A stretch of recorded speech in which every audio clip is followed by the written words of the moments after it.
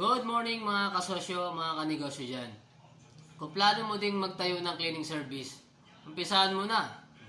Halimbawa, ayaw mo na magtrabaho dyan sa boss mo. Tamad at tamad ka na, lagi ka na pinapagalitan. At gusto mo ng negosyo. Ang maganda ay cleaning service. Yan. Cleaning service maganda yan. Konti lang yung puhunan. Kaya lang tinayo ko maliit lang yung puhunan. Kukwento ko sa inyo habang nililinis ko itong mga gamit ko. Kailangan talaga itong malinis pagkatapos gamitin. Halimbawa, gusto mo magtayo ng cleaning service. Ito lang dapat mong ihanda. Unang-una yung sarili mo. Dapat marunong ka maglinis. Pag hindi ka marunong maglinis, hindi ka pwedeng mag-cleaning service. Kung sasabihin mo naman na, hindi, madali lang magtayo ng cleaning service. May puhunan naman ako, kukuha na lang ako ng mga tagalinis. Pwede naman. Iwan natin kung magtatagal yun. Kailangan marunong ka. Kailangan matauhan mo yung business mo. Yun ang unang gagawin. Marunong ka, i-ready mo yung sarili mo. Pangalawa, syempre, puhunan talaga yan. Pero hindi ka bibili ng napaka high-end ng mga gamit. Huwag ka mo lang bibili niyan.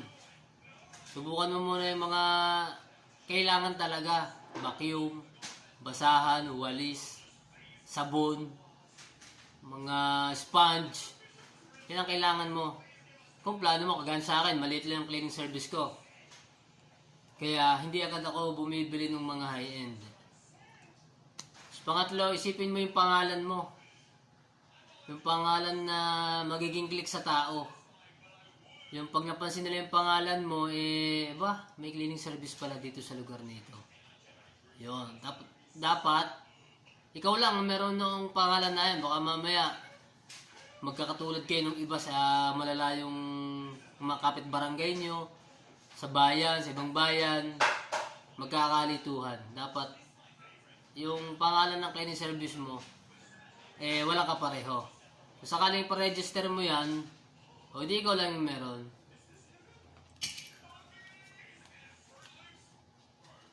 Tapos, kailangan mo siyang iparehistro sa barangay. Sa barangay mo muna iparehistro yung cleaning service mo kung plano mo talaga magtayo. Kasi may mga customer na hinihingan ng permit. Oo, kasi mayroon talaga magtiwala. Hindi basta-basta nagpapapasok ang tao sa kanilang bahay. Hindi basta-basta magpapapasok kanila, hindi ko man nila kilala. Yan, kailangan may permit ka para may mapakita ka. Tapos ID. Sakaling meron ka ng customer. Yan. Kung plano mong solo cleaner, ikaw talaga yung maglilinis ng bahay. Maganda na yung pagpapakilala. Pag nagtiwala sa yung customer mo, sigurado, every 2 weeks yan, magpapa-maintenance na yan. Kaya maganda yung cleaning service. Malit lang puhunan. Kaya nito, mura lang itong mga gamit ko. Kapag nakapagtayo ka na at handa na yung sarili mo, handa na yung mga gamit mo, magmamarket ka na, gagawa ka ng page. Pwede sa Facebook, dito sa YouTube, sa TikTok.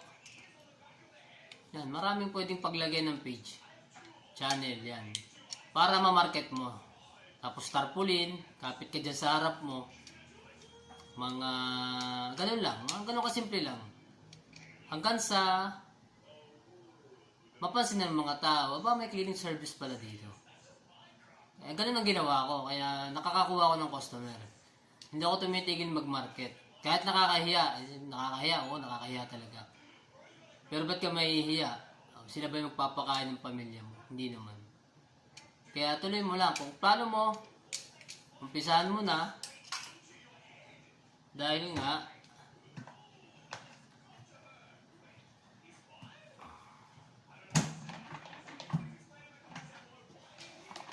kung plano mo talaga, at handa kang malugi, handa kang